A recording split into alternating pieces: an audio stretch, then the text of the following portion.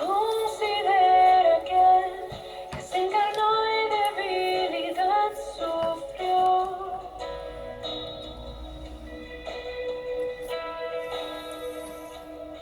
Considera que fue tentado en todo y no pecó.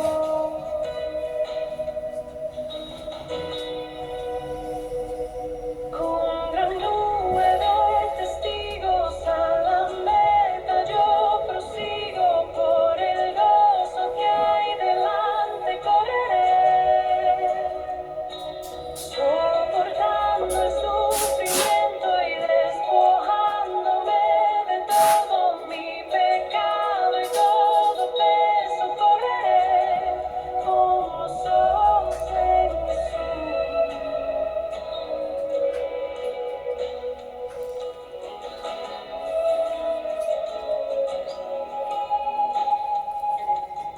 Considera que está lo más profundo se humilló.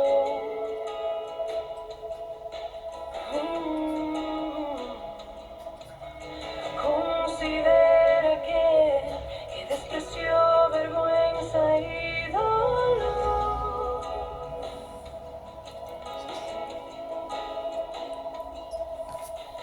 Considera que el peso del pecado ¿Dónde está el cosito para el internet? Considera que El hasta la cosito, cruz perdón. la muerte padeció.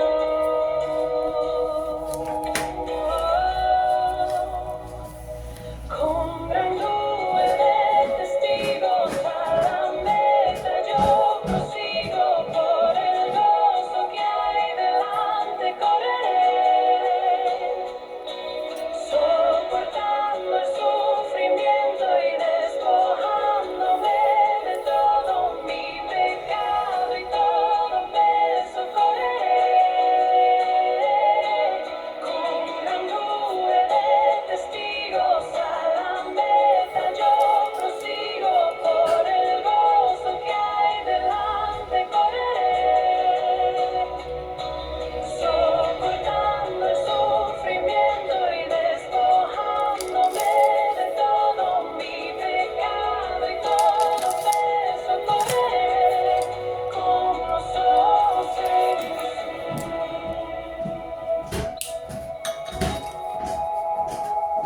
El cordero y león, el pecado y la muerte venció. Mediador, eterna paz, Él intercede ante el trono celestial. El autor y consumador, se preserva con poder, gracia y amor. El principio y final, por los siglos de los siglos con gran nube de testigos a la meta yo prosigo, por el gozo que hay delante correré, soportando el sufrimiento y despojándome de todo mi pecado y todo peso correré con los ojos en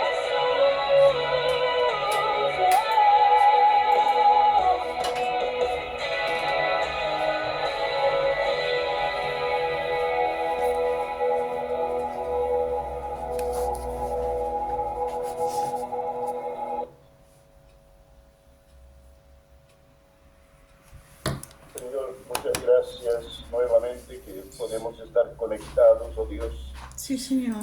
a causa de tu palabra, Señor. Sí, Padre. Como siempre manifestamos también nuestra dependencia de ti, dependencia de tu gracia, dependencia de la dirección de tu Espíritu. Sí, Señor. Dependencia, Señor, del Espíritu de Amén. sabiduría, de revelación. Sí, Padre.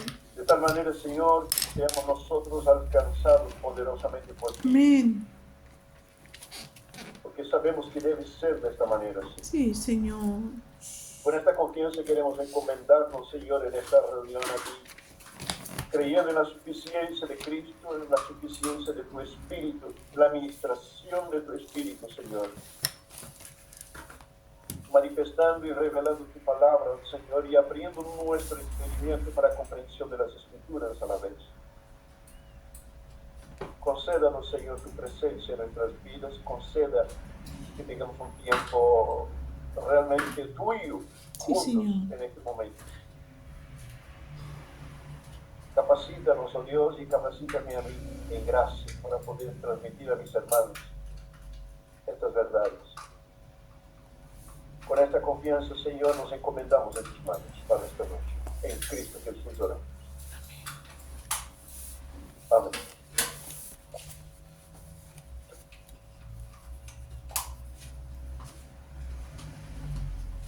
Hermanos, seguramente algunos otros hermanos estarán conectándose, tal vez un poquito atrasados, pero van a estar conectándose. Es algo que me inquieta mucho. Estamos estudiando temas tan sensibles en el libro de Romanos. Y hay tantos hermanos que me gustaría tanto que estuvieran presentes en ese estudio. Especialmente hermanos que están al frente del ministerio, ¿no? Para poder comprender estas cosas. Porque es cuestión de tiempo nomás para que seamos confrontados con estas verdades y con estas doctrinas. Y necesitamos tener un posicionamiento. Es lamentable porque no siempre es posible estar dedicando tanto tiempo en preparación y estudio del libro de Romanos.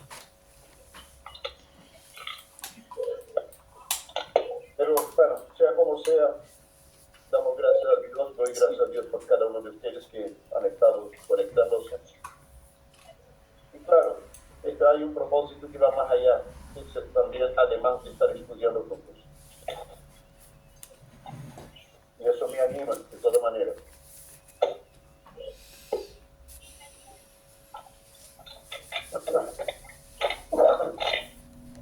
Hermanos, hoy día vamos a estar viendo, si el Señor nos permite, vamos a estar terminando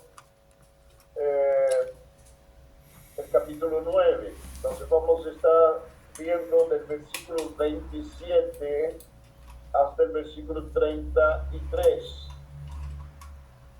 Me disculpen estar un poco fañoso, ando resfriado. Trataré de ser lo más claro posible.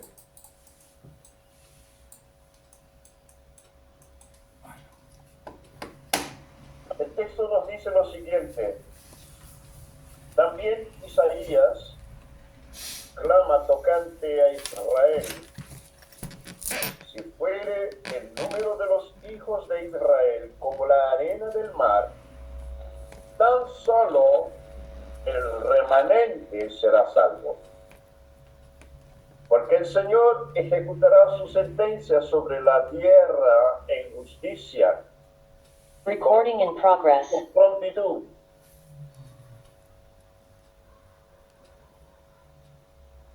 Y como antes dijo Isaías, si el Señor de los ejércitos no nos hubiera dejado descendencia, como Sodoma habríamos venido a ser y a Gomorra seríamos semejantes. ¿Qué pues diremos?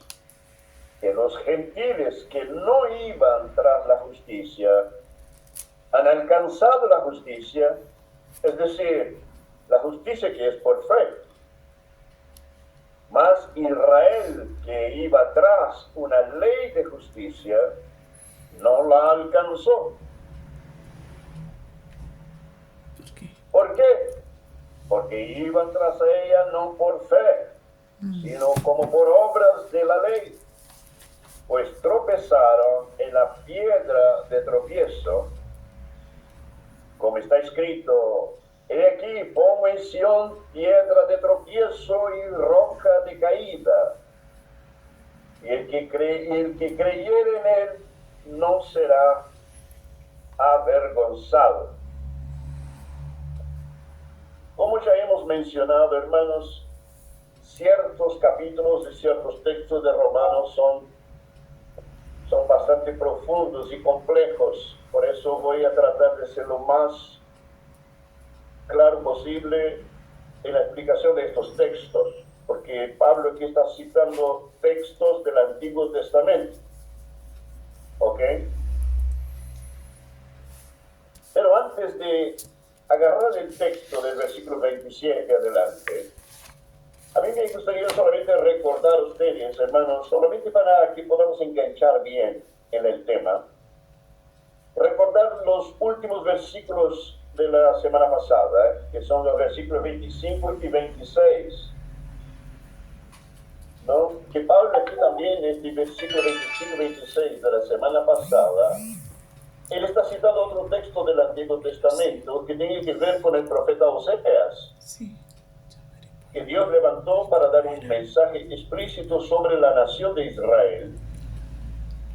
Y lo hizo de una manera muy curiosa, ¿no? Eso está en Oseas capítulo 1, versículo 10, y también capítulo 2, versículo 23. Esto que Pablo cita en los versículos 25 y 26. Yo creo que ustedes se recordarán la situación de Oseas, del profeta Oseas, que Dios lo mandó a que buscara una mujer prostituta y se casara con ella. Una mujer que en algún momento Dios mismo sabía, y seguramente el propio Oseas, que esta mujer sería infiel a él, 126.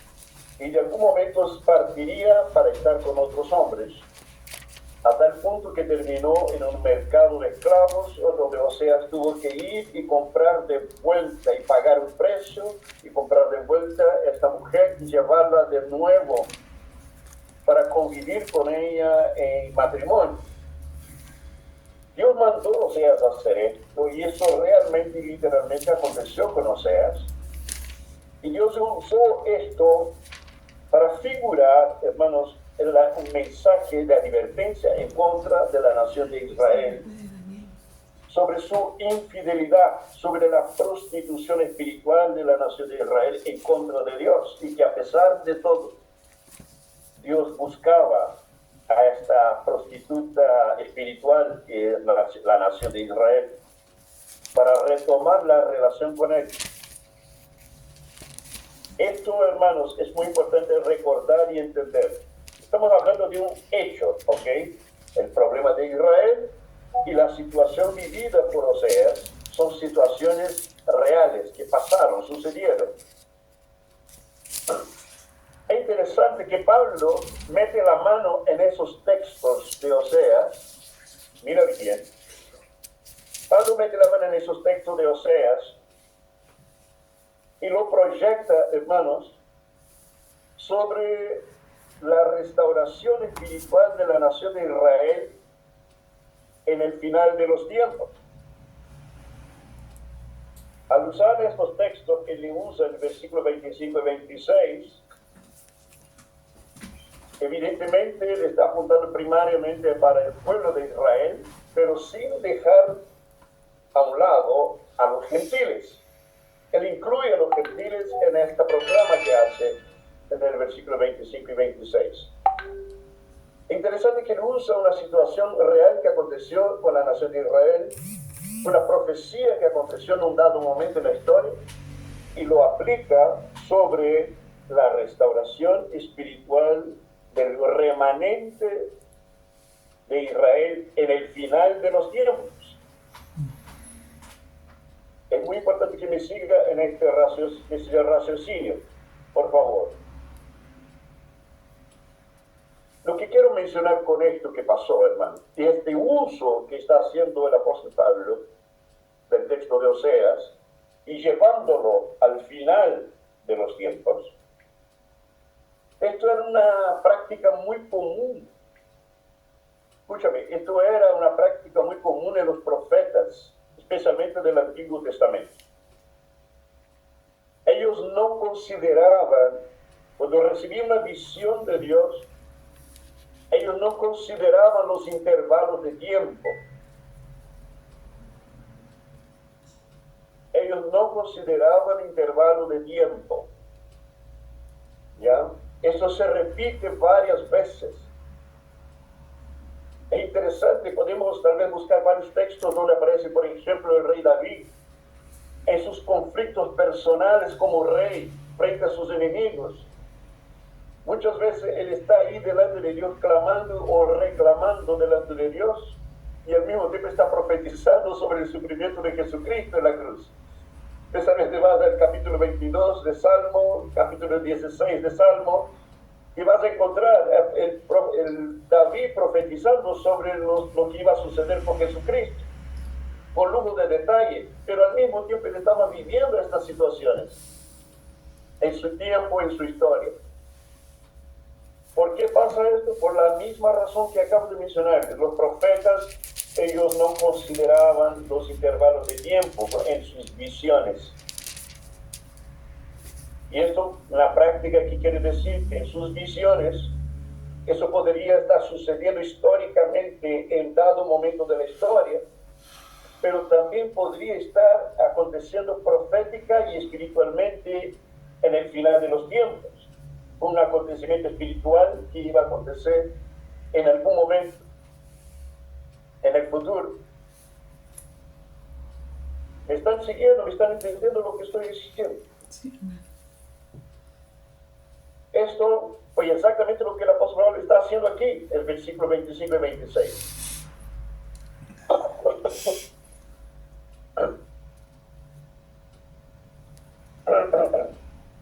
Ahora, el punto importante que él está haciendo esto y apuntando no solamente a la restauración espiritual de Israel. Y cuando hablo de la restauración espiritual de Israel, estamos hablando del remanente de Israel. No, por favor, les suplico que no se olviden de esta expresión. Es la restauración del remanente de Israel. Y de igual manera, él incluye en esa misma palabra, en ese mismo texto del versículo 25 y 26, él incluye también a los gentiles. Él no deja de fuera a los gentiles, lo pone a los dos, judíos y gentiles, en este paquete, de que un remanente será salvo en el final. Para esto me gustaría que pudiéramos leer dos versículos, o dos textos, hermanos, que ya fue leído en algún momento en nuestro estudio, porque recordar esos textos, En el lugar. recordar esos textos nos ayuda a aclarar aún más y aclarar y afirmar aún más estas cosas que estamos diciendo. Por eso voy a pedir su ayuda para la lectura de esos textos, especialmente esos dos textos que ya fueron leídos en algún momento.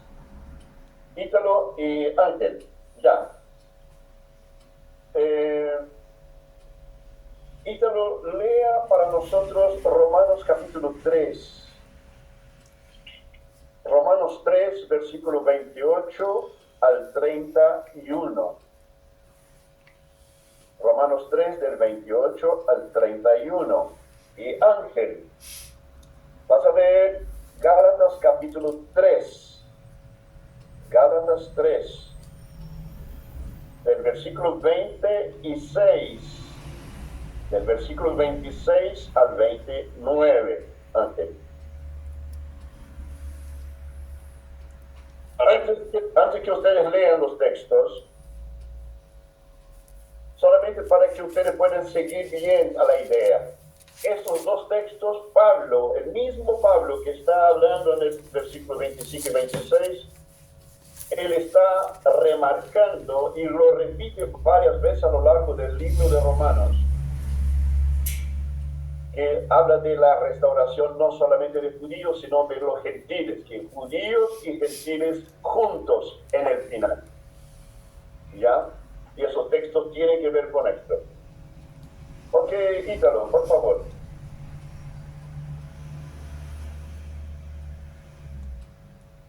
Bueno, buenas noches hermanos, ¿cómo están? Saludos a todos.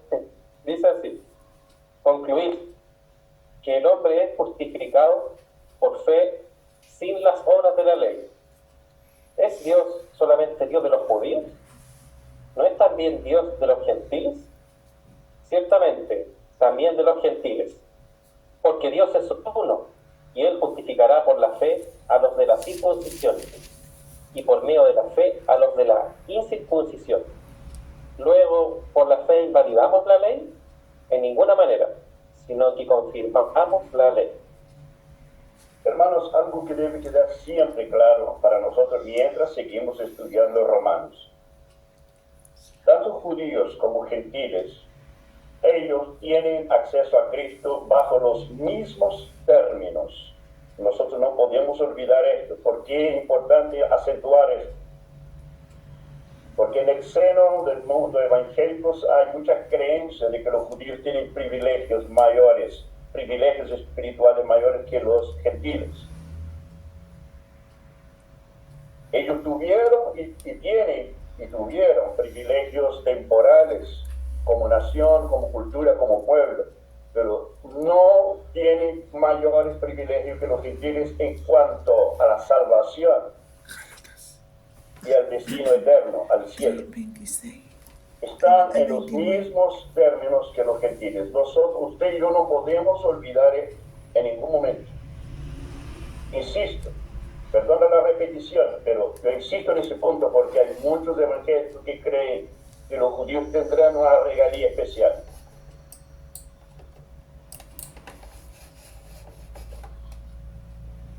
Ok, Ángel, por favor. Gálatas 3, del 26 al 29. Pues todos sois hijos de Dios por la fe en Cristo Jesús. Porque todos los que habéis sido bautizados en Cristo, de Cristo estáis revestidos. Ya no hay judío ni griego, no hay esclavo ni libre, no hay varón ni mujer, porque todos vosotros sois uno en Cristo Jesús. Y si vosotros sois de Cristo, ciertamente linaje de Abraham sois, y herederos según la promesa. Pero también dijo, Ya. Porque aquí ustedes se recordarán que los judíos siempre meten su linaje abrahámico de por medio para decir que son especiales. De hecho, ellos son del linaje de Abraham según la carne, como ya el propio apóstol Pablo ha mencionado.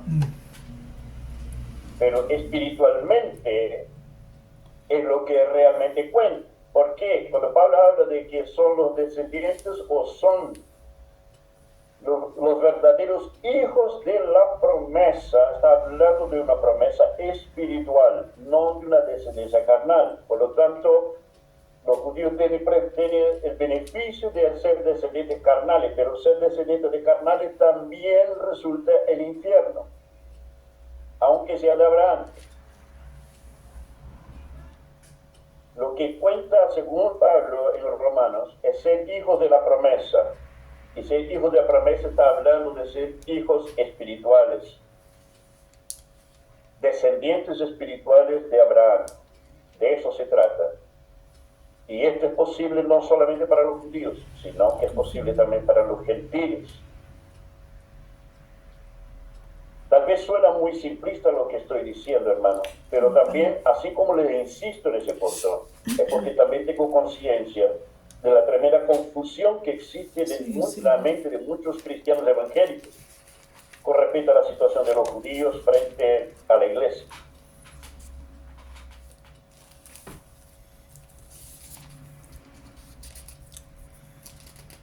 Entonces lo que cuenta para Dios son los hijos de la promesa. Esos son los verdaderos, según Pablo, los verdaderos hijos de Abraham. Ya, hermano Pablo, una pregunta, perdón que interrumpa. Sí, hermano. Gracias. Buenas noches, hermano. Yo estoy plenamente de acuerdo con usted, pero mi pregunta es más que nada porque, por ejemplo, no sé si vieron esta noticia que el otro día un ministro iraquí, creo, hizo una profirió una ofensa contra Israel, dijo que si ellos no se arrepentían iban a sufrir la ira no me acuerdo bien, de Alá, pero en el momento que él dice esto, él sufre un infarto. Entonces, existe esta frase que yo he escuchado, estoy de acuerdo con ustedes, que dicen que Israel es el pueblo escogido de Dios, que tienen como este favor. Entonces, y yo estoy plenamente de acuerdo con lo que dice usted, con lo que menciona el apóstol Pablo, que ahora la herencia según la carne no cuenta, sino que es la fe en Cristo. Pero con respecto a este punto específico, que nosotros sabemos que a lo largo de la historia de alguna manera quizás se ha visto, ¿cómo respondemos a esto, hermano? Perdón si lo saco del tema.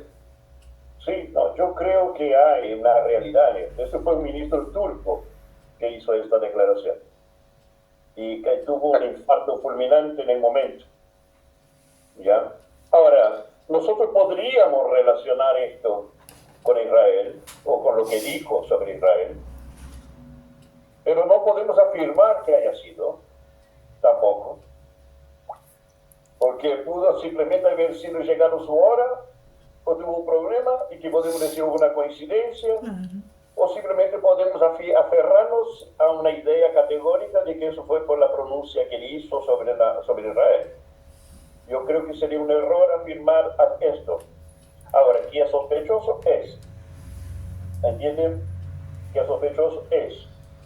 Primeramente, hermanos, hay promesas. Pero tenemos que recordar lo siguiente. Cuando hablamos de privilegios a la nación de Israel, estamos hablando de privilegios en esta vida y en este mundo. Privilegios en esta vida y en este mundo. Hay promesas hechas sobre la nación de Israel, independiente si Israel es prostituta, rebelde, pecador o no.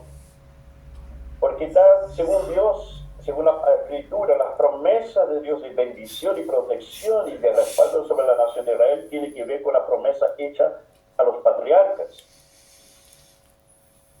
A causa de la promesa hecha a los patriarcas, a los padres, Dios mantiene su promesa de bendición sobre la nación de Israel y de protección. Por ejemplo, si hay una cosa que los árabes nunca van a entender, que están perdiendo el tiempo, jamás pueden juntar miles de toneladas de armamento para destruir Israel. Esto nunca jamás va a suceder. Porque seguimos hablando de la historia, seguimos hablando de la vida, de una realidad, de la historia humana. No estamos hablando de la realidad futura espiritual del cielo, hermano. Estamos hablando de la realidad de la historia del pueblo de Israel. Existe promesa donde Dios dice, mira, una vez que ellos vuelvan a la tierra, jamás serán removidos de la tierra, jamás habrá un poder que los va a sacar de ahí. Por eso digo, los árabes no lo entienden y están perdiendo tiempo haciendo guerra contra ellos. ¿Entiendes? Hay promesas en la Biblia que dice que Dios maldecirá a los que maldigan a Israel, pero bendecirá a los que bendicen a la nación de Israel. Todo eso es real. Pero no estamos hablando del cielo, no estamos hablando de ser salvos o no. No estamos hablando de si somos hijos de Dios o no. Ahora, si vamos por este lado, hermanos, nosotros tenemos un privilegio mayor. Porque no estamos hablando de que tenemos privilegios en esta vida, aunque sí podríamos tenerlos, si Dios así lo determina. Los judíos se agarran de estas promesas, de esta realidad, para tratar de convencerse a sí mismos de que son privilegiados en esta vida y también en la otra. Y ahí es donde se equivocan. Ahí es donde se equivocan. Donde Pablo dice, ay, para. Aquí no hay judío, no hay griego, no hay esclavo, no hay libre. Él justificará por la fe a los de la circuncisión y justificará por la fe a los de la incircuncisión. Y otra palabra, aquí nadie se salva por ser judío. Nadie se salva por ser judío, ni por ser descendiente de Abraham, ni cosa ninguna. O Cristo entra en la historia o todo se pierde nomás. Eso es lo que está diciendo Pablo. Si la cosa, si no se cuadra con Jesús, se van a ir al infierno, no importa que sean judíos. O me van a decir que 6 millones de judíos que fueron muertos en el holocausto van todos al cielo. Hermano Pablo, No, pues, Hermanos, la historia nos está, la evidencia, el testimonio de la historia es muy fuerte ¿qué va a preguntar? para afirmar las palabras del apóstol Pablo. Hay bendición, hay promesas sobre el pueblo de Israel, actuales, presentes, sí, hay. Pero estamos hablando de esta vida, no estamos hablando del cielo. hermano Pablo, tal como usted decía, la respuesta, hermano Pablo, tal como usted decía, la respuesta la encontramos precisamente en los versículos que usted dio, que son Romanos 3, en el 28 y 29. Ahí está la respuesta de lo que usted está hablando. Sí, no la escucho muy bien, hermana, no sé por qué hay como un poco de... Hermano eco en su Pablo, voz. ahora voy a hablar más fuerte. Hermano Pablo, la respuesta de lo que usted está hablando la encontramos precisamente en los versículos de Romanos 3, 28 y 29. ¿Verdad? Del capítulo 9, ¿Sí? Romanos 3, 3. Romanos 3, lo que estábamos leyendo, lo que leyó el hermano Ítalo. exacto, no, Ahí- perfecto, eso es. Pablo dijo claro, no, oye, ¿te acuerdas de las palabras de Juan Bautista con los fariseos? No me vengan con ese cuento que son descendientes de Abraham. Raza de víboras, dijo. Dios puede levantar hijos de Abraham de las propias piedras. Juan Bautista lo tenía clarita la cuestión. El mayor profeta de todos. Amén. Yo, hermanos, todo eso les estoy diciendo y aclarando o explicando para que nosotros no caigamos en el cuento, ¿ya? Hay mucho cuento con respecto, hay mucho misticismo y mucho cuento con respecto a los judíos. Hay muchas cosas que son ciertas, ¿ok? Nosotros no vamos a negar aquello que sea cierto y verdadero, los privilegios temporales y carnales y terrenales de los judíos, eso nunca los vamos a negar, porque están ahí en la Escritura. Pero no, insisto, no estamos hablando de salvación y no estamos hablando del cielo, porque para eso también está muy claro en la Escritura. Amén.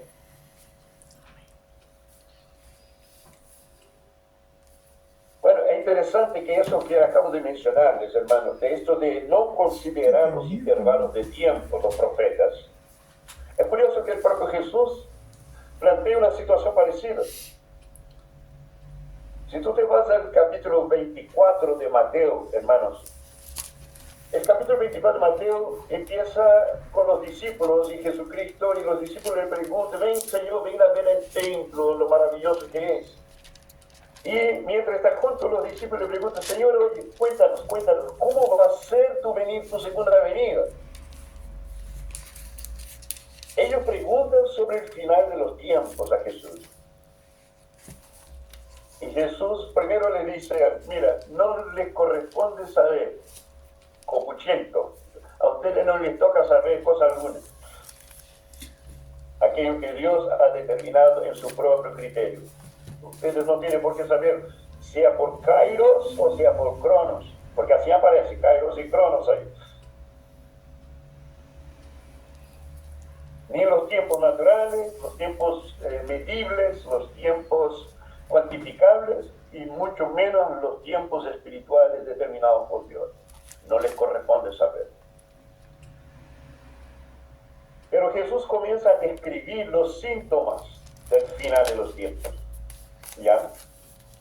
Ahora, si tú ves del versículo que él comienza a describir el final de los tiempos, hasta el versículo 14, alguien podría decir: chuta, estás hablando de nuestro tiempo. Pero también podría estar hablando de su tiempo. Todas estas cosas seguramente podrían estar aconteciendo en su tiempo. Pero es interesante que fácilmente y no habría ningún problema que nosotros ubicáramos estas palabras en nuestro tiempo, o incluso en los tiempos que vienen en el futuro. ¿Ya? ¿Por qué? Jesús está respondiendo la pregunta de sus discípulos. ¿Qué señales habrían de tu venida? Pero cuando llega hasta el versículo 14, hermano, no importa si estaba en el tiempo de Jesús o tiene que ver con el tiempo que viene en el futuro. Hasta el versículo 14 estaría todo bien. No hay consideración de intervalo de tiempo ahí. Pero en el versículo 15 Jesús ubica un fenómeno puntual en la historia.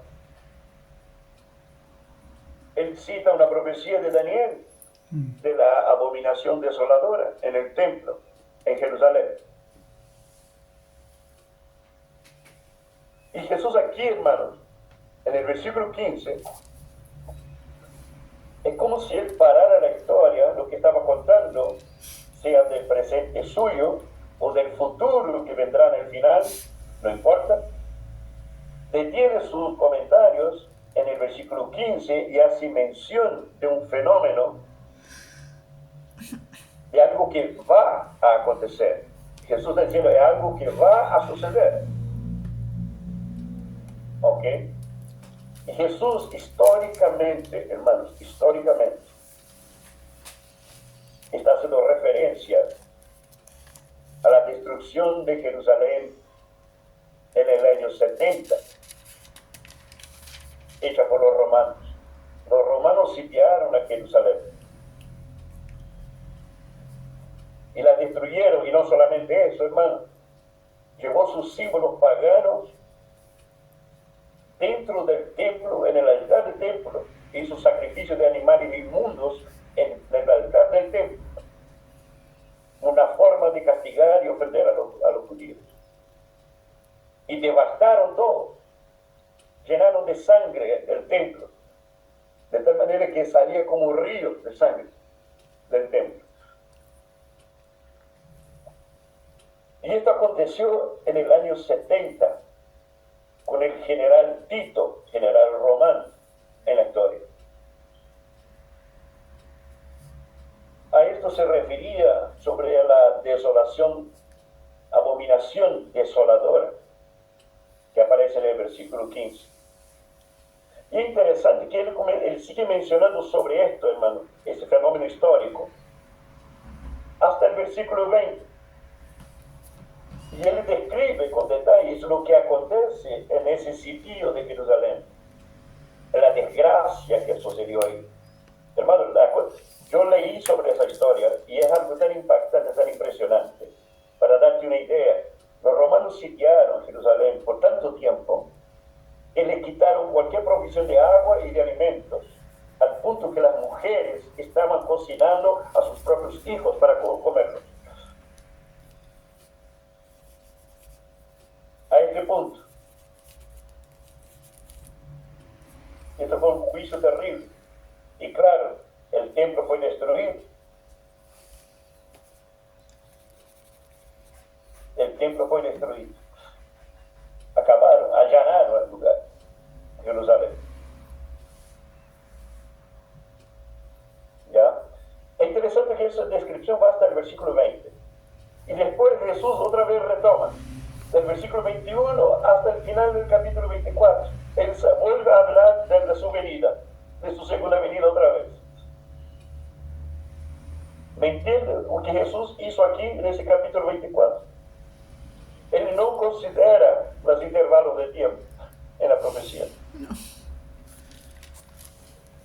Porque tú puedes percibir que todos los detalles que él da de su segunda venida está apuntando para el final de los tiempos. Y de repente surge la pregunta, ¿por qué Jesús metió este elemento histórico ahí de la abominación desoladora en Jerusalén? Porque lo que sucedió ahí, históricamente, hermano, en muchas formas es figura de lo que va a pasar en el futuro, en su segunda venida. Los profetas hacían esto. Pablo hace eso todo el tiempo en sus escritos.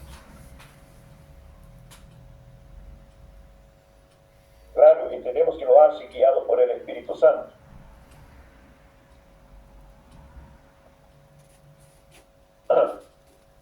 Bueno, ¿alguna pregunta de esto que hemos visto? Ahora porque quiero entrar en el texto de hoy día.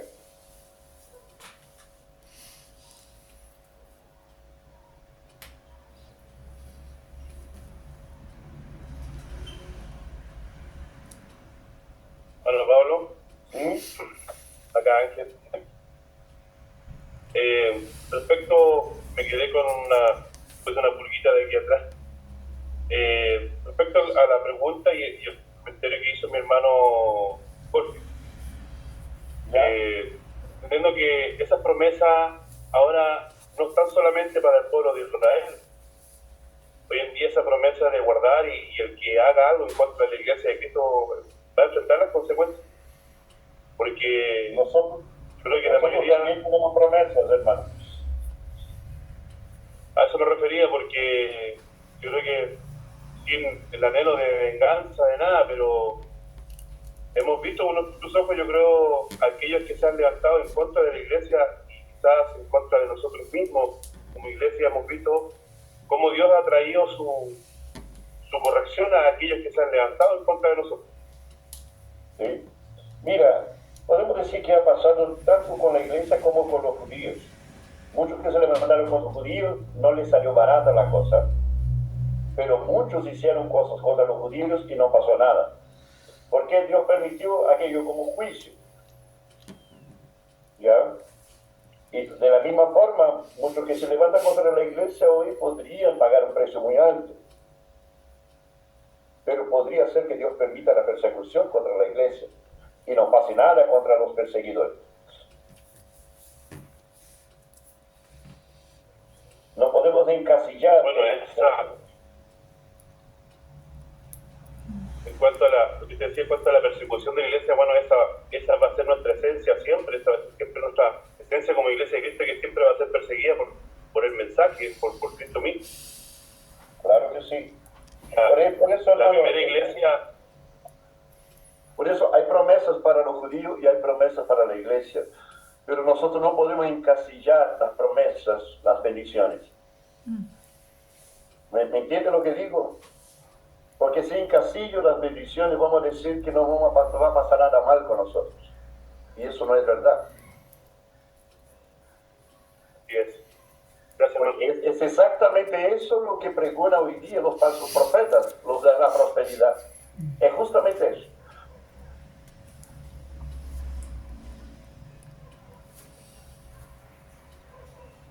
Bueno, hermanos, vamos. Versículos 27 y 29, ¿ya? Aquí el apóstol Pablo va a hacer exactamente lo que yo ya les expliqué.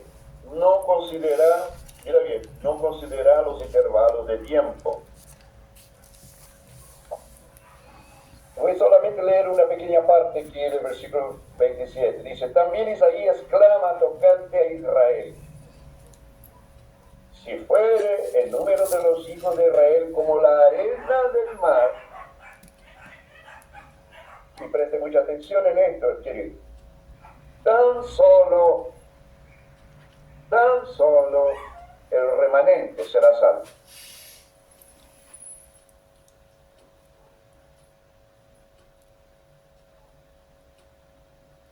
¿Me entendieron? Tan solo el remanente será salvo. Yo no sé si todos se acuerdan lo que es el remanente.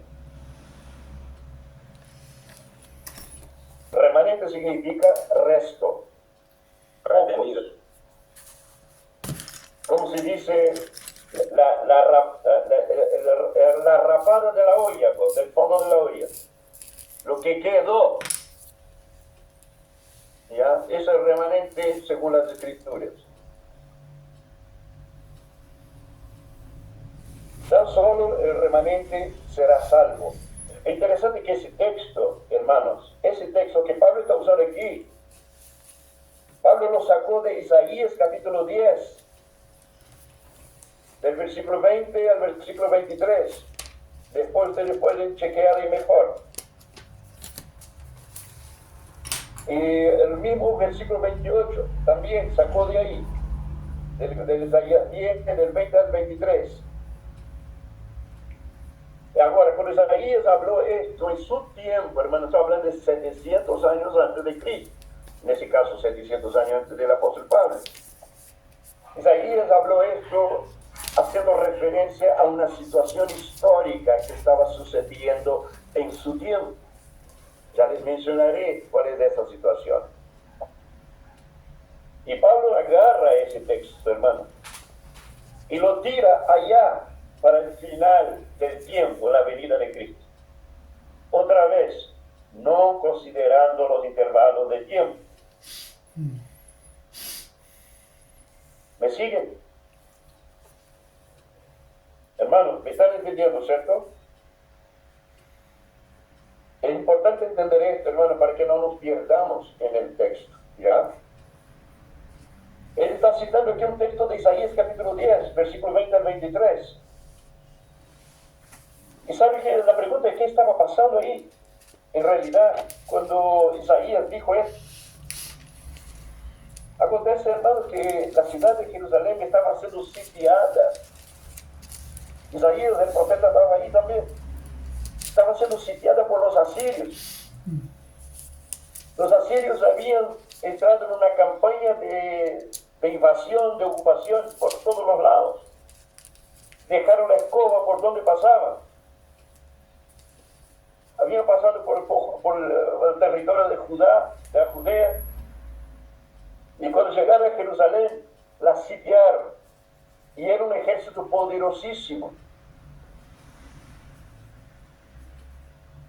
Y el rey estaba desesperado y consultó con Isaías. Isaías, el profeta, recibió palabras de Dios y le da al rey estas palabras. Mira bien lo que dice ahí. Si por el número de los hijos de Israel como la arena del mar, tan solo el remanente será salvo. Y es interesante que lo que Isaías, el profeta, está diciendo es lo siguiente. Que el rey asirio sepa lo siguiente, que aunque mate todo israelita que encuentre en el camino, Quedará un remanente. los pocos, el remanente que está aquí en Jerusalén, y los que sobraron por Judea afuera, los pocos que queden, nosotros vamos a reflorecer, nosotros vamos a volver a surgir como nación de nuevo. Vamos a rehacer todo de nuevo y vamos a crecer nuevamente. A través, aún siendo hoy un poco de gente nomás, aunque seamos poquitos hoy día. Eso es lo que el profeta Isaías está diciendo. Incluso lo hizo para que los asirios lo supieran. Y claro, la consecuencia de este sitio fue que algunos desubicados de Israel salieron para entrar en el campamento de los asirios, como parece que no tenía nada que perder. No sé si estaban borrachos o qué, pero acontece que vino, hermanos, parece que de repente parece que nació una plaga instantánea en medio de los asirios, que prácticamente devastó el ejército asirio casi completamente, a mortandad, sin que Israel tuviera que mover un solo dedo, sin que de Jerusalén hubiera salido un solo soldado. Los asirios agarraron todas sus cuestiones, desesperados, y volvieron a su tierra, tan apurados, que dejaron tremendo botín atrás. Y los de Jerusalén se hartaron de riqueza, de comida, de todo lo que había quedado de los asirios. Es una historia muy interesante. Ahora, ¿por qué le estoy contando esto? Porque esto realmente sucedió en la historia. Y Pablo se agarra de esas palabras de Isaías que fueron dichas en ese momento de la historia. Hermano, Pablo se agarra de esas palabras y la proyecta sobre el remanente de Israel en el final de los tiempos. ¿Me entiendes? Porque aquí Pablo está hablando de la venida de Cristo.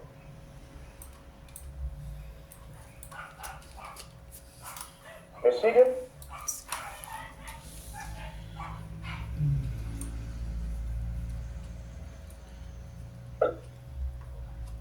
Aquí Pablo otra vez no considera el intervalo de tiempo y él dirige esta profecía sobre Israel un poco antes de la venida de Cristo. Él proyecta esa misma profecía usando las palabras de Isaías como un fenómeno que va a suceder espiritualmente con el pueblo de Israel, o en ese caso con el remanente, porque Pablo aquí está hablando y acentuando la importancia del remanente de Israel. Así como hay un remanente ya rodeado por los asirios, también será un remanente en la venida de Cristo. Eso es lo que Pablo está diciendo. Y al mismo tiempo, Pablo, él sigue afirmando el propósito de Dios con la nación de Israel, que sigue vigente el propósito de Dios con Israel, y su permanencia como nación en la historia, hermanos. Eso no cambiará. La permanencia de la nación de Israel en la historia, vigilados y sostenidos por Dios. Recuerda que cuántos imperios han surgido en la historia de la humanidad por miles de años. Se levantaron y cayeron, levantaron y cayeron, levantaron y cayeron. Y los israelitas siguen ahí. Esto de por sí ya es un milagro.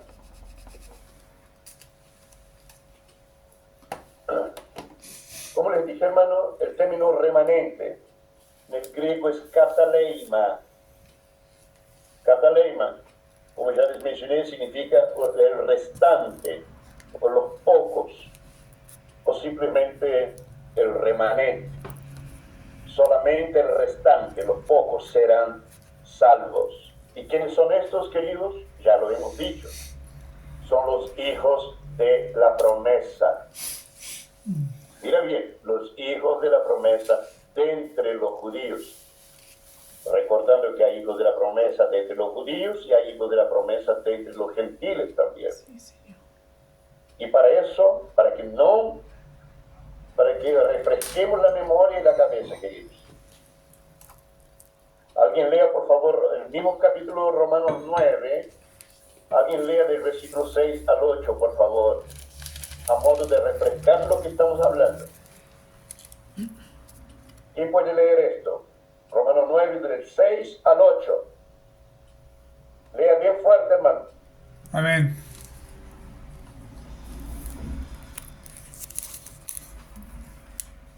No que la palabra de Dios haya fallado, porque no todos los que descienden de Israel son israelitas, ni por ser descendientes de Abraham son todos hijos, sino en Isaac te será llamada descendencia. Esto es, no los que son hijos según la carne son los hijos de Dios, sino los que son hijos según la promesa, son contados como descendientes, porque la palabra de la promesa es esta: por este tiempo vendré y Sara tendrá un hijo.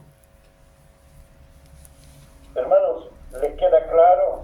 ¿Les quedó claro este elemento? Que los hijos de la promesa, los hijos de Abraham, los hijos de la promesa, son los hijos de la promesa espiritual y no los hijos según la carne. ¿Les quedó claro esto? Sí. Y aquí van tanto judíos como gentiles. Ambos son hijos de la promesa y ambos son hijos de Abraham, porque tiene que ver con la promesa hecha a Abraham.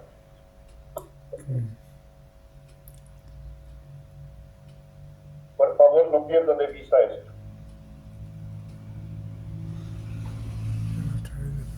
En el versículo 28, hermanos, nosotros vemos a través de la historia humana la tremenda longanimidad, la tremenda paciencia, la tolerancia de Dios para con los pueblos de la tierra, incluso con los judíos. La tremenda paciencia de Dios. Y es interesante que todos ellos en algún momento, ellos colmaron, mira bien, colmaron la medida de su maldad y de su perversión, atrayendo sobre sí mismos el juicio de Dios. A través de toda la historia nosotros vemos esto. No solamente de los paganos, los gentiles, sino también de los judíos. Por ejemplo, si nosotros miramos el diluvio, hermanos, la pregunta, ¿cuánto tiempo? Cuando leemos el capítulo 6 de Génesis, cuando habla de lo que Dios sentía con respecto a la humanidad,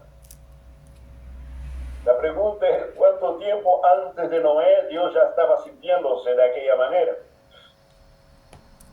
Y hay que recordar que Dios, después de avisar a Noé, pasó 120 años. 120 años después que avisó que iba a venir el diluvio. Seguramente allá por el año 80, el año 70, 100, seguramente andaban todos burlándose de Noé. Exactamente como pasa hoy día. Como un islámico me dijo una vez allá en Bélgica, me dijo, riéndose, ¿no? Y burlándose, dijo, ¿tú realmente crees que tu Jesús va a venir en las nubes a buscarte? Yo le dije, claro que creo. Claro que creo. ¿Habían burladores en su tiempo? Hoy día también hay. Sí, Señor.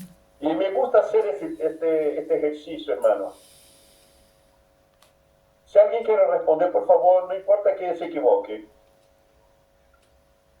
Cuando vino el diluvio, ¿cuántas personas cree usted que había en la tierra? Yo sé que es imposible saber el número exacto, pero lanza un número. Unos 200.000, no sé, quizás. ¿Cómo? Unos 200.000, creo yo, una locura, no sé, 200.000. Sí, podría haber sido. ¿Alguien quiere revelar un número? Bastante humanidad, pues, hermano. Estaba la tierra poblada ya. Un número inalcanzable. Pero dale un número cualquiera, pues, hermano. Hermano, yo creo que algunos millones, unos 5, 10 millones de personas tienen que haber habido en esa época, quizás más, en realidad, pero Creo que 100, los 100 millones. A mí me gusta tirar bien bajo para hacerlo un poco más realista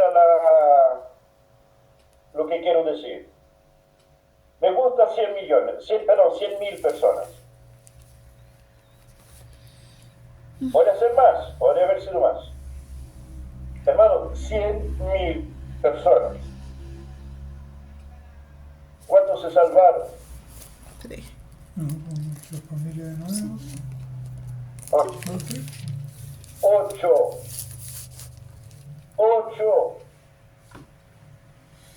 En 100.000 personas. La gente creía que Dios estaba jugando, Igual que hoy en día.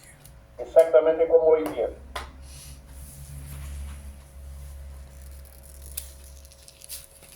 Exactamente como hoy día. Y Jesús mismo se lo dijo a sus discípulos.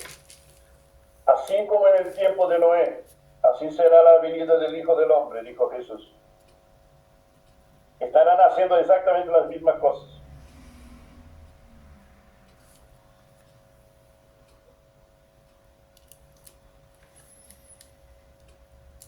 Nosotros vemos el caso de Sodoma y Gomorra, hermanos. Históricamente, estamos hablando de 4 ciudades que fueron destruidas ahí, no solamente Sodoma y Gomorra, sino también Admá y Zeboim. Había una otra ciudad llamada Zoar, pero ella fue, ¿cómo se dice?, fue librada del juicio. Pero se cree, hermanos, en la historia que esas 4 ciudades recibieron juicio de Dios, fuego del cielo cayó. ¿Sabe cuántas personas había en esas 4 ciudades, estimativamente en la historia? 65.000 personas.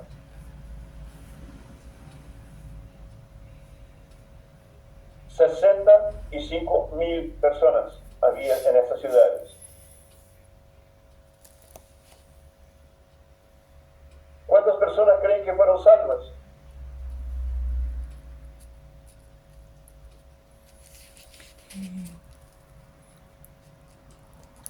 Cuatro. ¿Están de acuerdo? 3. 3. Lo siento, hermano, pero está equivocado. Solamente 3. Claro, porque la mujer puede convertirse en tercera. Exactamente. El juicio le alcanzó a ella también. Imagínense de 65.000 personas, que es un número estimativo. 3 personas, hermano. Abraham tenía conciencia de la realidad de estas ciudades. Recuerda que Dios pasó por el campamento de Abraham. Y Abraham comenzó a reconvenirse con Dios con respecto a la destrucción que iba a venir. Y Abraham le dijo a Dios: Señor, mas si hubiera allí 50 justos.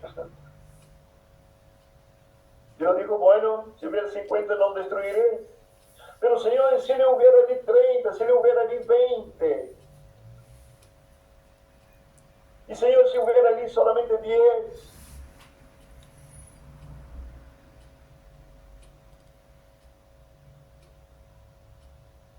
El problema es que no había, ni 10 había. Eran todos dignos del juicio de Dios, de la ira de Dios.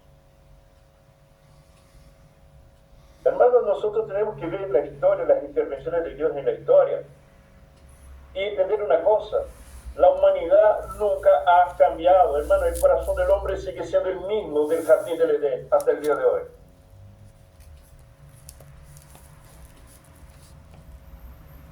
El corazón humano no ha cambiado. El pecado solamente se ha sofisticado, nada más.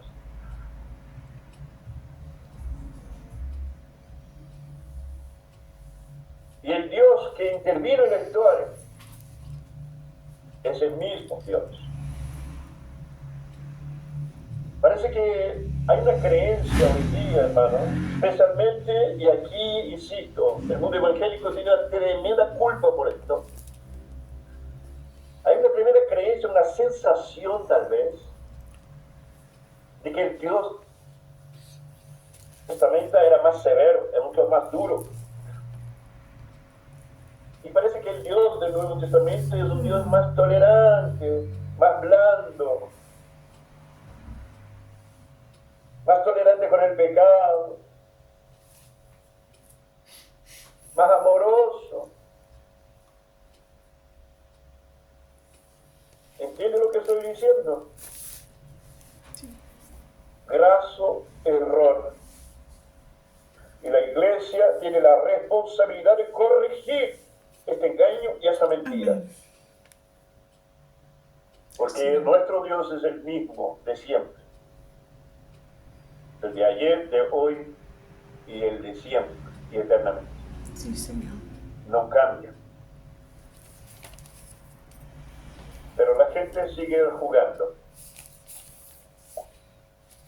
Hermanos siguen jugando.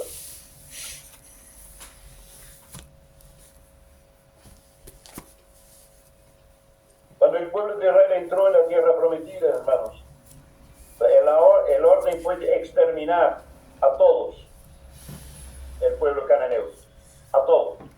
Israel cometió errores y no obedeció plenamente esa orden. Y Dios sabía por qué. Las atrocidades, la idolatría del pueblo era terrible.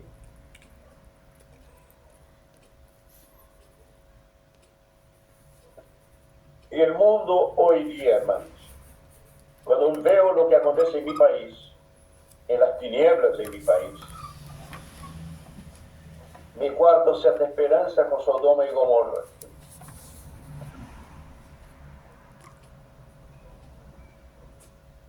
Por el escucho a algunos pastores diciendo que Jesús era gay, hermano, no sé qué hacer. Si llorar o darle unas cachetadas al compadre.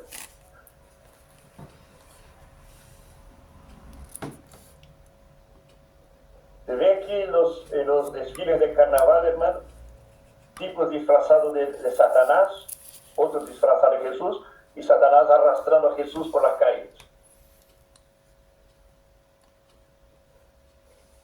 Otros desnudos con el crucifijo enterrado en el ano, hermano, desfilando de esta manera. Señor bendito. Estoy escribiéndole algunas poquitas cosas nomás. Pero no he visto nada.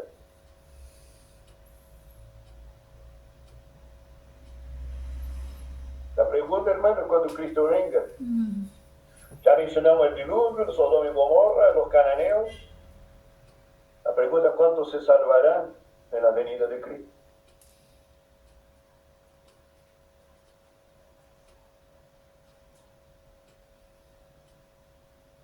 ¿Y qué pasa? Que muchos cristianos de la actualidad siguen engañando, sea por ignorancia o no, pero siguen engañando a la gente. Fulano, si tú no aceptas a Cristo, tú podrías condenarte.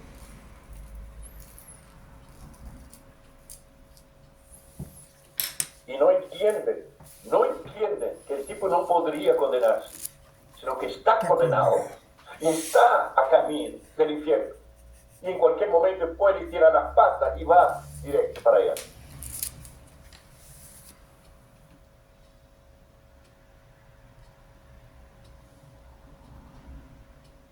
El Evangelio, hermanos, como Dios nos ha estado revelando, que Dios siga revelando con mayor claridad aún. Yo creo que todavía no tenemos suficiente claridad.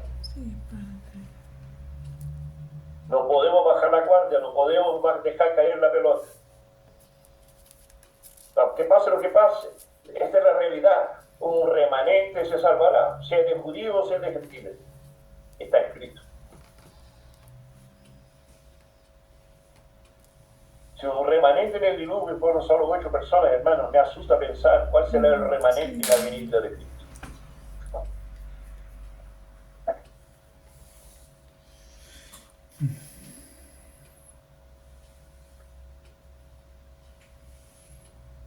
A un punto sabemos, Dios va a seguir sufriendo a la nación de Israel, según las Escrituras, hasta que se cumpla o hasta que haya entrado, como dice la Escritura, la plenitud de los gentiles. Ya les mencionaré esto.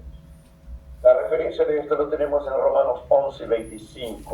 ¿Alguien puede leer, por favor, Romanos 11, 25? Vamos a tomar prestado ese texto adelantado. Vamos a leer. Levántate, hermano. Ay, hermano. Fuerte. Amén, hermano. Hermano Pablo. ¿Sí? Amén. 22, 24, 25.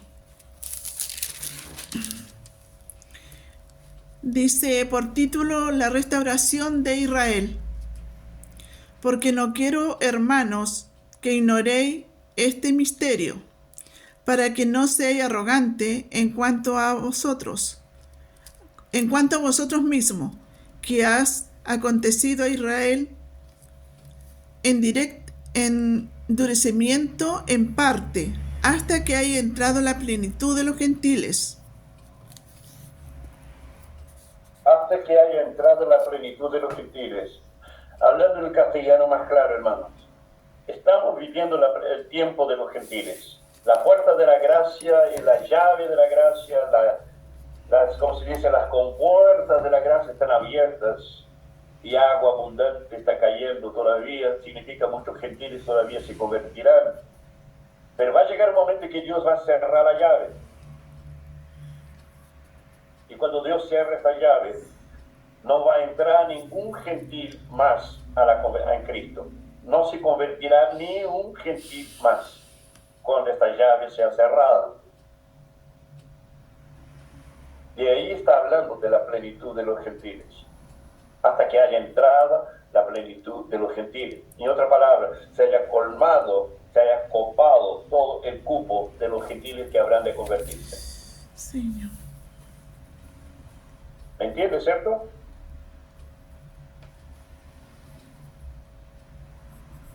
Cuando haya cerrado las puertas para la conversión de los gentiles, entonces la intervención de Dios, hermano, mira bien, la intervención de Dios en su trato con los judíos será conclusiva.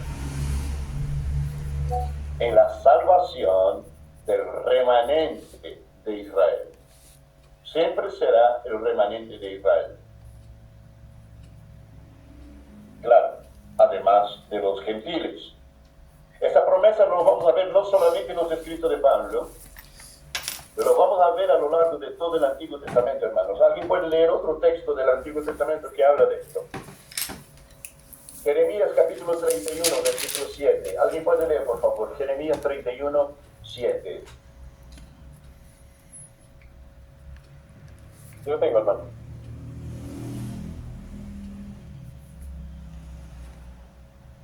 ¿Puede leerlo? Dice, porque así ha dicho Jehová, regocijaos en Jacob con alegría, y dad voces de júbilo a la cabeza de naciones. Haced oír, alabad y decid, oh Jehová, salva a tu pueblo, el remanente de Israel. Salva a tu pueblo, el remanente de Israel. Mientras tanto, hermanos, Dios va a permitir que las cosas sigan su curso en la historia, tanto entre los judíos también como entre los gentiles. Mas cuando Él intervenga para el desenlace final de la historia, podemos estar seguros que el tiempo será abreviado. El versículo 29, hermanos. El versículo 29. Aquí Pablo vuelve a repetir el fenómeno de no considerar los intervalos del tiempo. Otra vez. 29 dice, y como antes dijo Isaías, vuelve a citar Isaías. Si el Señor de los ejércitos no nos hubiera dejado descendencia, como Sodoma habríamos venido a ser y a Gomorra seríamos semejantes. Aquí el apóstol Pablo está citando, hermanos, Isaías capítulo 1, versículo 9.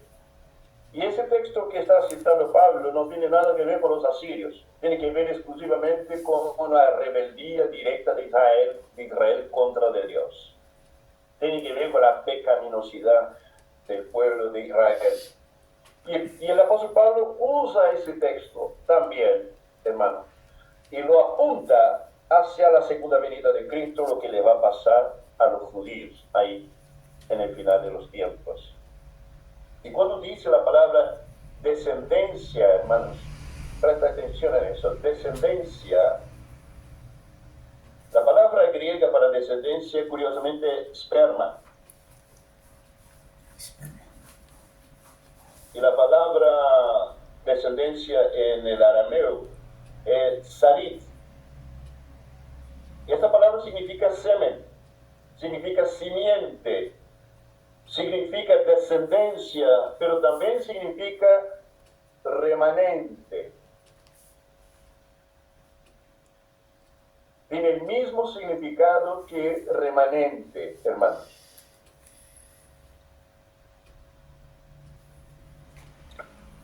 Por tanto, cuando se habla de la descendencia de Israel, está hablando del remanente de Israel, en este caso.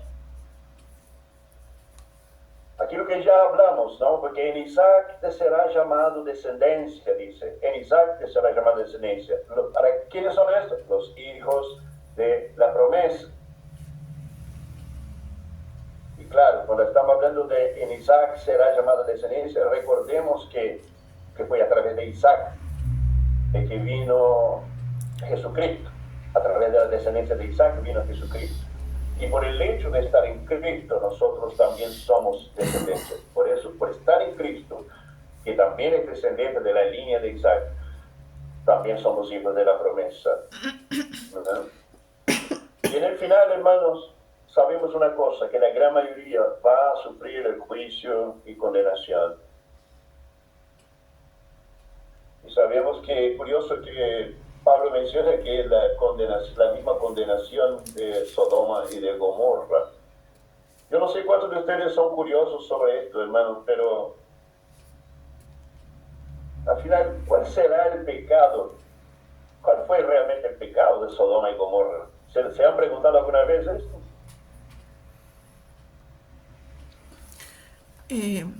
Hoy día existe una respuesta clásica para esto. El Tú preguntas a los homosexualismo, pastores gays acá de Brasil, él va a decir, no, que el pecado de Sodoma y Gomorra fue falta de hospitalidad. Escucha, hermano. Falta de hospitalidad, hermano.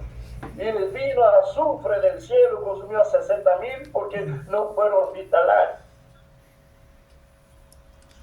Si usted no iba a chuntar, amor. Esos inicuos que tuercen la Escritura, fuerzan la Biblia a decir lo que no está diciendo. Esos perversos, degenerados,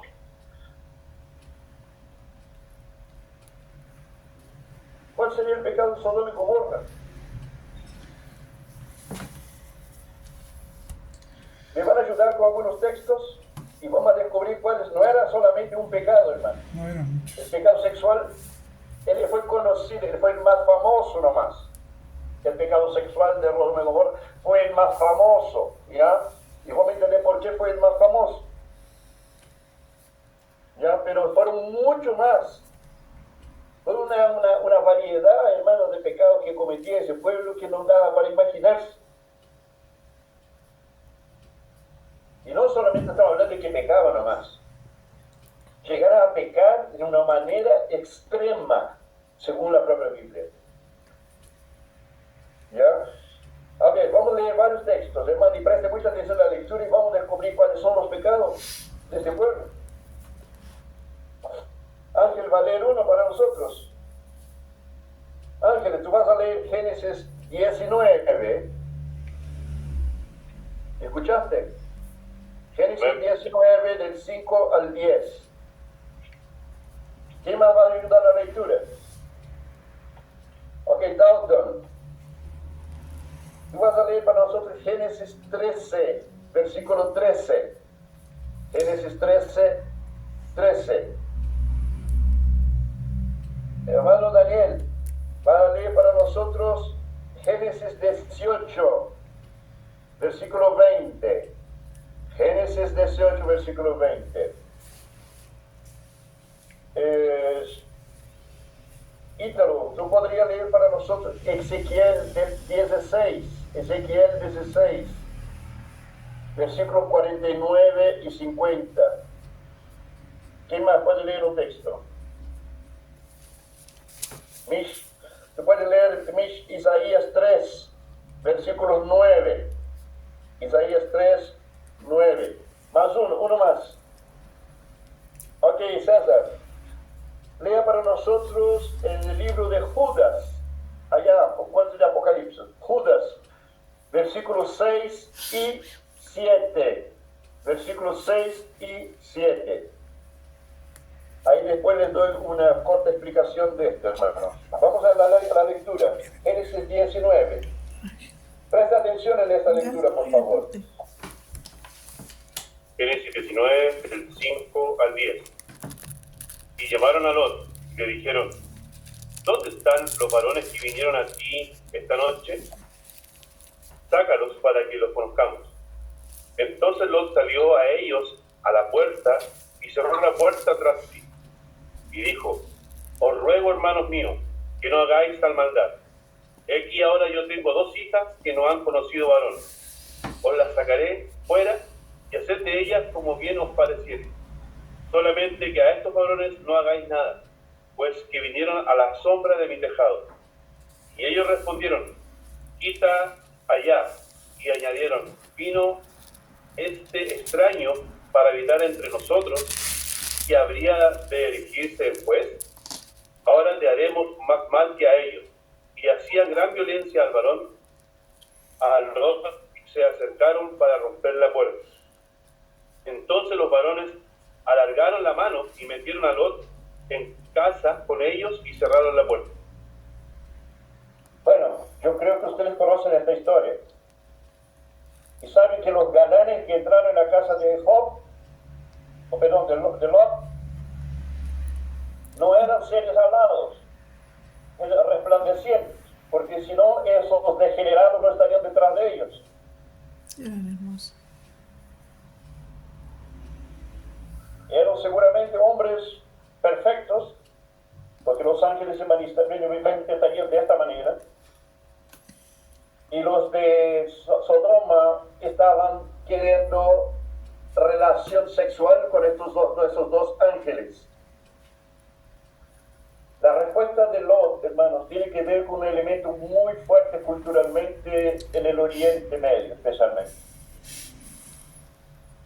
Recibir una visita, la protección que tú debes a una visita en tu casa era de un asunto de vida o muerte. De tan fuerte que era ese tema. Por eso no ha de extrañarse la respuesta de Lot. ¿Ok? Además, Lot estaba percibiendo que eran seres enviados por Dios, estos dos hombres. Y claro, estos hombres estaban detrás de estos hombres que entraron a la casa de Lot.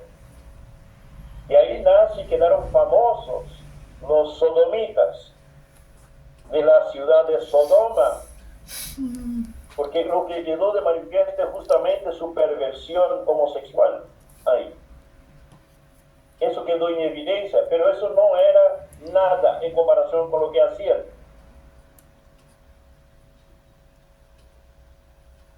Es algo tremendo. Vamos a Génesis 13:13. Hermanos, ¿me escuchan, verdad? Sí. Mas los hombres de Sodoma eran malos y pecadores contra Jehová en gran manera.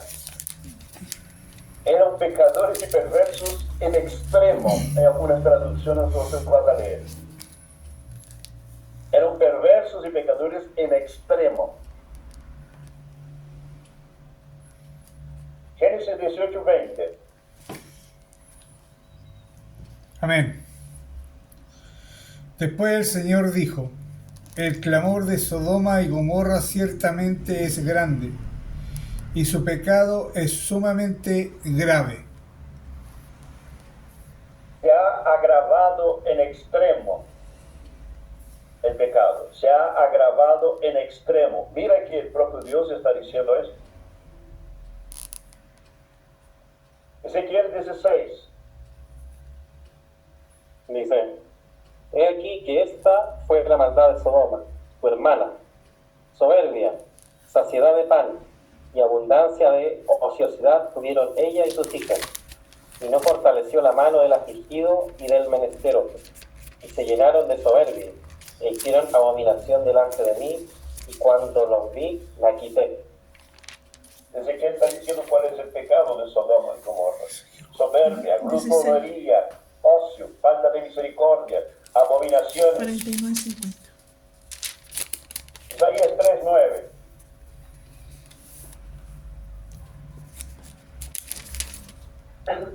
La apariencia de sus rostros testifica contra ellos, porque como Sodoma publican su pecado, no lo disimulan.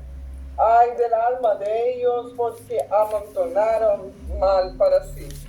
Hermanos, las desviaciones sexuales de los sodomitas eran practicadas en público. Sus desviaciones, sus degeneraciones, sus perversiones eran hechas en público.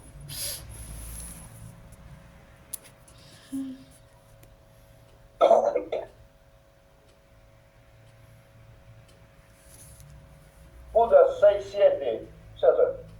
Ok. Como Sodoma y Gomorra y las ciudades vecinas, las cuales de la misma manera que aquellos, habiendo fornicado e ido en pos de vicios contra naturaleza, fueron puestas por ejemplo, sufriendo el castigo del fuego eterno. Está especificando el pecado de la fornicación aquí. Hermanos, no voy a entrar en el tema, en el mérito del tema, pero me encantaría que Dios nos concediera el tiempo para hacerlo en otro momento. De verdad, que es un tema misterioso, interesante y profundo. Porque Judas, él está comparando el pecado de Sodoma y Gomorra, que fue un pecado sexual, porque ellos querían, mira bien, relación sexual, los hombres, con ángeles. Por eso dice Judas que estaban yendo, así como Sodoma y Gomorra, los ángeles que pecaron, y después dice Sodoma y Gomorra, como aquellos ángeles, fueron detrás de carne extraña. Carne extraña. Hay todo un tema detrás de esto. Si Dios nos permite compartir un momento, me encantaría compartir eso. ¿Ya? Pero dejemos eso por mientras.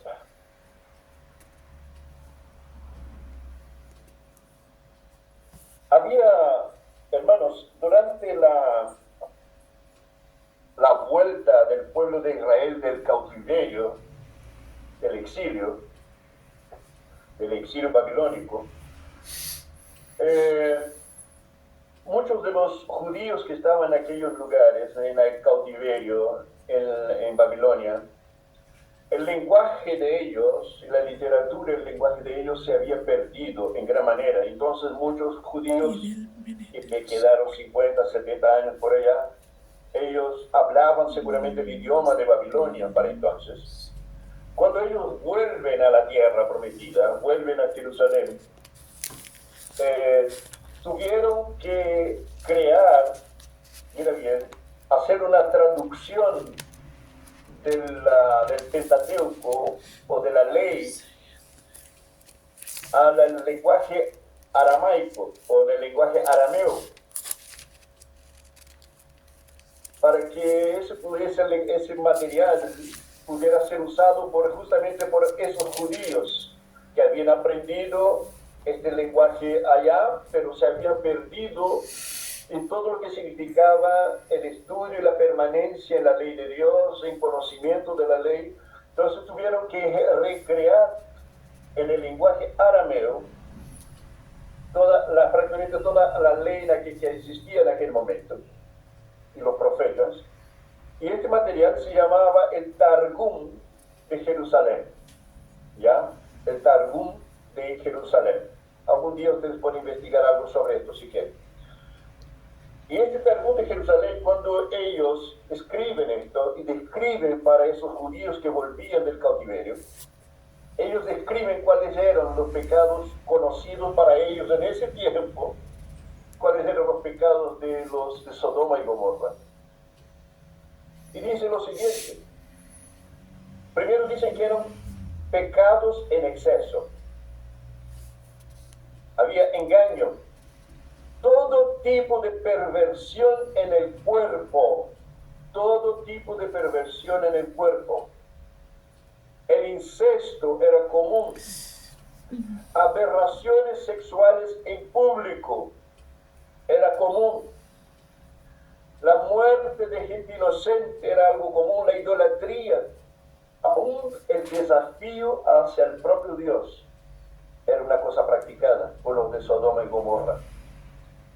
Esto es lo que dice el Targum de Jerusalén. Y eso es que lo alcanzamos a saber hoy. Imaginen todo aquello que no alcanzamos a saber. Entonces no se trataba solamente de aberraciones sexuales, había mucho más cosas, mucho más. Por eso propio Dios a través del profeta Ezequiel dice, y Jeremías también, ellos pecaban en exceso. Se agravó en extremo su práctica pecaminosa. y ahí viene el juicio de Dios sobre ellos.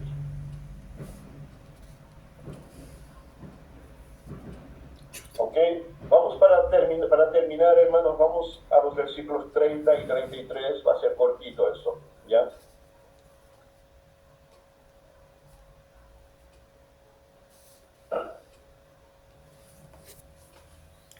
Después diremos que los gentiles que no iban tras la justicia han alcanzado la justicia, es decir, la justicia que es por fe.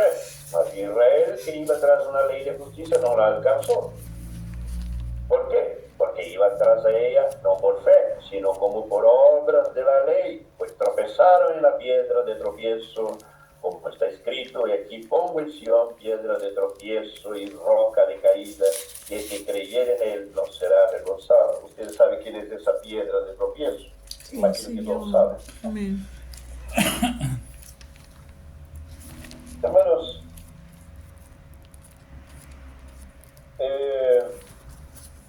nosotros vemos aquí la diferencia clásica, ¿ya?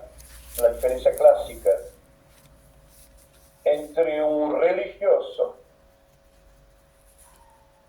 que hace de todo para agradar y alcanzar el favor de Dios y que quiere ser reconocido y justificado por las obras que hace para Dios. Ese es típico de un religioso. ¿Ya? Vemos una diferencia clásica entre ese y aquel que es aquel desubicado, desnorteado, estoy hablando de nosotros, aquel que es buscado y alcanzado por Dios y por la fe en Él, y es justificado sin ninguna explicación y sin mérito alguno. Yo me acuerdo que nosotros estuvimos hablando la semana pasada, hermano. Alguien mencionó esto y conversamos un poquito sobre esto. Sobre cuál fue el pecado de Lucifer. ¿Ya? Y nosotros podemos decir que no suena tan grave cuando decimos cuál fue realmente el pecado de Lucifer en los términos humanos hoy. Él quiso salirse con la suya nomás, él quiso hacer lo suyo. Quería sacar provecho de una situación. Y esto fue su gran pecado. Si nosotros miramos a Adán en el jardín del Edén, fue exactamente lo mismo. Quiso hacer lo suyo. Eso fue su gran pecado, hacer lo suyo. Yo creo que nosotros necesitamos rescatar algo importante de la Escritura, hermanos, que de alguna manera el sentido de esto que voy a decir se ha diluido en nuestra mentalidad y nuestra cultura. Me explico. Parece que hacer lo nuestro no es tan grave. No es un pecado tan grave. Hasta parece legítimo. Hasta parece, si es un error, ya no es un pecado, ¿no? Si es un error, es un pequeño desliz, no más. No hice lo que es la voluntad de Dios, sino que hice lo que yo pensaba que era correcto, era lo que realmente debía hacer. Para no decir, hice lo que yo quise y no lo que Dios quiso. Algo ha pasado que esto, que parece hoy día algo normal, incluso la mentalidad cristiana, parece que si nosotros lo analizamos bien en la Escritura, este fue el gran pecado en la Biblia. El hombre haciendo lo suyo, en contra de lo que es de Dios, en contra de lo que es la voluntad de Dios, en este caso. Y sabe, hermano, yo veo que, otra vez voy a citar el hecho de que Jesús, en su permanencia en la tierra, siempre fue el punto, la tecla que golpeó, siempre fue esta la tecla. Porque no hace la voluntad de mi Padre. Porque no hace la voluntad de mi Padre. Si no está haciendo la voluntad de mi Padre, entonces voluntad de quién está haciendo. Jesús siempre tocó este problema, siempre. Había prostitutas, había ladrones, había de todo tipo de pecado.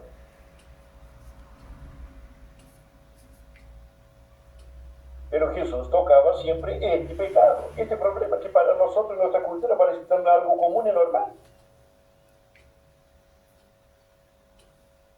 Yo creo que hay un misterio ahí, que de alguna manera se ha cubierto como una niebla. El diablo ha ocultado este pecado, hermano, de una manera, lo ha transformado en una cosa recurrente, una cosa normal. Y no estoy hablando del mundo, estoy hablando, para el mundo es absolutamente correcto, absolutamente legítimo y normal hacer lo que yo quiero. Pero el problema es que los cristianos también, de alguna manera, piensan que eso es cierto.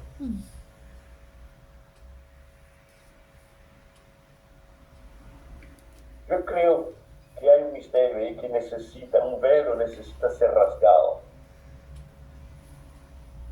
Una cortina necesita ser corrida en este asunto. Si nosotros analizamos el texto, es versículo 30 al 33. Nosotros éramos paganos, queridos. Paganos, inmorales, todo lo que puedes imaginar, Sodomas y Gomorra éramos. Amén. Y cuando Dios nos confronta, nosotros no podemos decir, oye, pero somos del pueblo escogido, pues, Señor. Oye, somos descendientes de Abraham. No teníamos ningún recurso, no teníamos ningún argumento. Solamente bajar el moño y decir, Señor, somos una porquería mismo. Esa es la realidad. Así es, Señor. Y fuimos alcanzados por gracia y misericordia. Y fuimos perdonados y justificados por gracia y misericordia. Señor. A reconocer que no tenemos ningún argumento. No tenemos nada ahí en donde apoyar.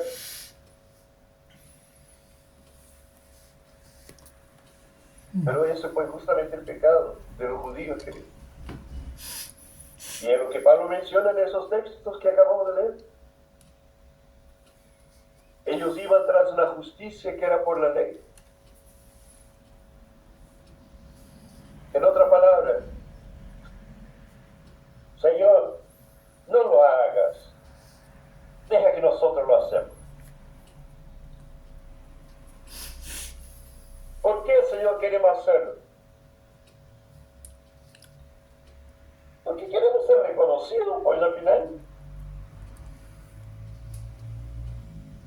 Ese es el camino que queremos de nuestra salvación. Señor, nosotros mismos nos salvamos. No se preocupe, Señor. Al final, Señor, no has olvidado que somos el pueblo escogido. No has olvidado que somos descendientes de Abraham. No se ha olvidado las promesas que usted hizo a nosotros. Tomaron ese camino, hermano. Ese asunto deja que nosotros lo hagamos. Nosotros lo hacemos, Señor. Este fue el pecado de Lucifer, este fue el pecado de Adán, hermano. Ese es el pecado que cometido por el pueblo judío y este es el pecado que muchos cristianos cometen hoy día. Y creen que es un pecado simple, no es un pecado tan grave. Hay algo que necesitamos rescatar ahí.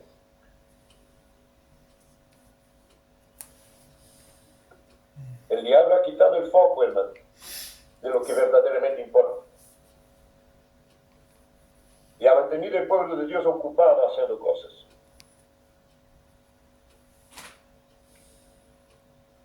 Los mantiene bien ocupados para que no piensen en aquello que verdaderamente importa. Así es, Señor. Que es nuestra identidad, quienes somos en Cristo. Sí, Señor. Quienes somos como hijos de Dios. quitado nuestro foco en ser aquello que fuimos llamados a ser para Dios. Y compensamos eso haciendo cosas para Dios. Compensamos esta déficit, esa ausencia de identidad haciendo cosas.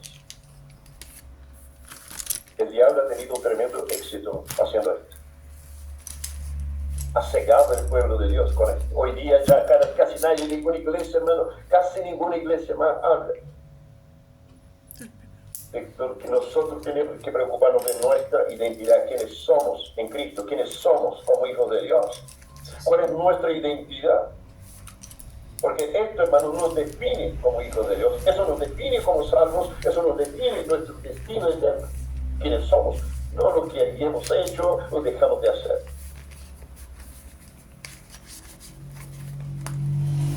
Pero el pueblo de Dios no está tan preocupado hoy día con esto. Porque el diablo ha hecho un excelente trabajo y se merece un Oscar. Este fue el error del pueblo judío. Es por eso que Pablo escribe aquí. Porque iban tras de ella, la justicia, no por fe, sino como por obras de la ley. Y al hacerlo, tropezaron en la piedra de tropiezo. Y usted sabe que esa piedra de tropiezo, hermano, no solamente que es una piedra que dice que aquel que en él cree no es avergonzado, sino que aquel que tropieza en esa piedra va a caer, dice. Es una piedra que hace caer. En otras palabras, si usted quiere un lenguaje más claro, la cruz salva y la cruz condena. La misma cruz que salva es la misma cruz que condena. Así es, Señor. Es por eso que nuestros queridos hermanos calvinistas no entienden que Jesús murió por todos. La muerte de Cristo cumple un propósito, no solamente de salvación, sino también de juicio, de condenación. En ese sentido, Él murió por todos. Y es lo que la Biblia afirma.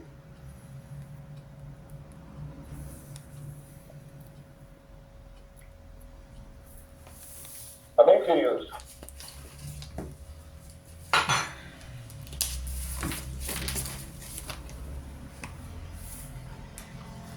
En Lucas capítulo 13, versículo 30, esa parte estamos terminando.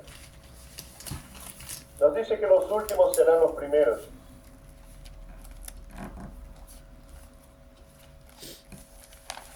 Querido, esto viene de Mateo capítulo 21, versículo 42, donde Jesús le mira a los líderes judíos y le dice: el reino es quitado a vosotros y es dado a otro pueblo.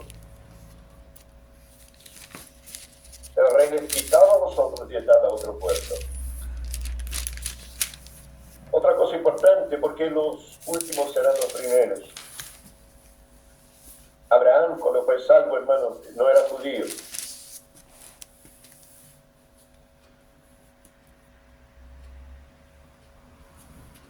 Nosotros tampoco. Y la plenitud de los gentiles sigue vigente. Hay más gentiles convertidos hoy día en el mundo que judíos. Sabía que Israel hoy día es un país pagano. Es un país pagano. Con la excepción de algunas personas que son parte del sistema religioso y son bastante severos en sus creencias.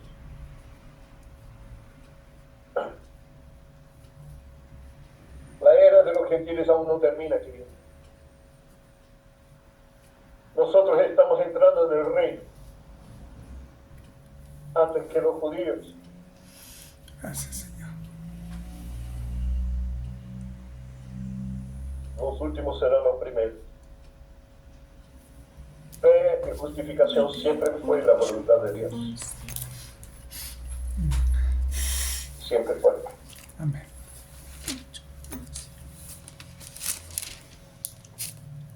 Amén. Amén, hermanos. ¿Alguien quiere hacer alguna pregunta, algún comentario para que podamos ir terminando? Hermano Pablo, respecto a lo que está hablando del tema del pueblo judío, me llama mucho la atención lo que pasa actualmente ahora en Israel, que hay muchos pueblos latinos que se creen judíos, se visten y practican y siguen, quizás por una descendencia de apellido, pero la mayoría están allá porque se judaizaron, hermano. Y actualmente siguen celebrando las fiestas de los judíos, practicando el sistema judío, y dice que están esperando el Mashiach. Bueno, el movimiento de los judíos mesiánicos es muy amplio por el mundo hoy día. Pero este movimiento judío mesiánico él tiene una validez, o sea, una legitimidad, siempre y cuando los que componen estas iglesias son judíos de sangre. Si hay iglesias de judíos mesiánicos donde los que están presentes no tienen sangre judía, son unos farsantes. No tienen ninguna legitimidad, ni religiosa y menos espiritual. Sí, hermano, me llama la atención que aquí en Chile hay muchas congregaciones que están llenas de psicología judía y que digo con la verbosidad que hacen, que usan una figura de un arca y ahí depositan los diezmos, el sobre. ¿Sabe quién es el personaje, quién es el Judas para los judíos mesiánicos? Lo odian a muerte. ¿Sabe quién es el más odiado para los judíos mesiánicos? Las iglesias judías mesiánicas.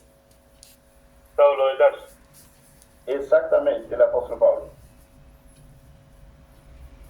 Es como hoy en día la iglesia católica le echa la culpa a este el que creó las tesis y las pegó en la... En otras palabras, es lo mismo, de la misma casta que perseguía el apóstol Pablo en los tiempos bíblicos. Impresionante el mundo religioso, hermano. Impresionante como la fuerza que tiene esto. Y al tomar la escritura de una forma literal y al no tener revelación, parte para cualquier lado, hermano. No, y si descartan el apóstol Pablo, hermano, solo le queda una opción: ser una sinagoga, no le queda otra. Porque el apóstol Pablo es el que pone los fundamentos y la estructura bíblica de lo que es una iglesia.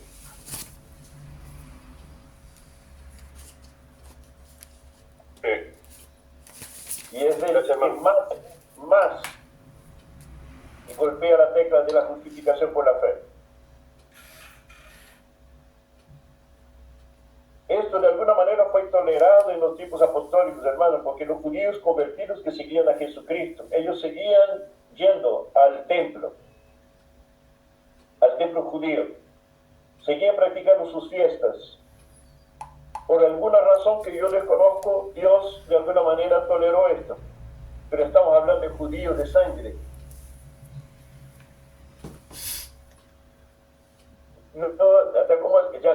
¿Te acuerdas de ese dicho que apareció en Chile hace años atrás? Más ordinario que mormón mapuche.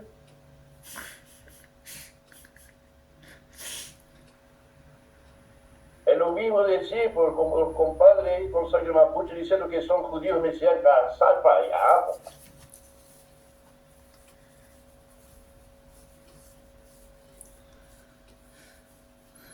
Les falta Biblia a esos compadres, especialmente el capítulo 15 de Hechos, donde por orden apostólica, ya estamos hablando de apóstoles judíos, de que a los gentiles no deberían practicar las demandas de que existen sobre los judíos. Está clara ahí. Los compadres están en plena desobediencia de la Biblia.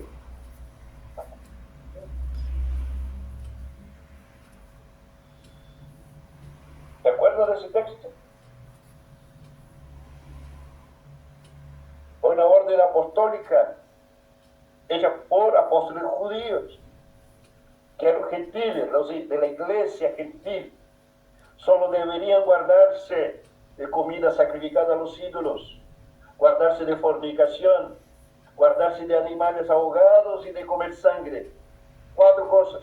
Eso era todo, nada más.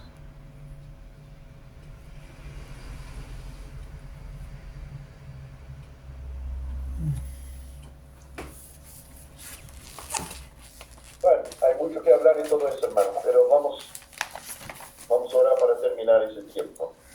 Amén. Ítalo, ¿tú podrías orar, hermano? Sí, hermano, por supuesto. Sí, hermano. Señor, te damos tantas gracias, Señor. Sí, Muchas gracias por Muchas abrir la imaginación para entender, Señor, lo que usted quiere transmitir a través de tus palabras, Señor, escritas. Creo que te doy muchas gracias, Señor, por este tiempo de Amén. enseñanza. Sí, Y Padre. gracias por quebrantar el corazón, Señor, al revelarte, Señor, al mostrarnos, Señor, lo que tú odias, lo que tú aborreces, Señor.